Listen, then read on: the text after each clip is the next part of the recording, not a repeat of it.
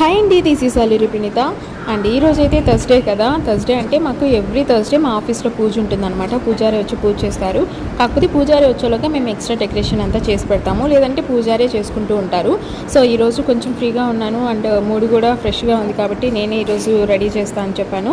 And గంధంతో బాగా decoration చేస్తూ ఉంటాం అనమాట. నేను మాత్రం బాగా చేస్తుంటాను.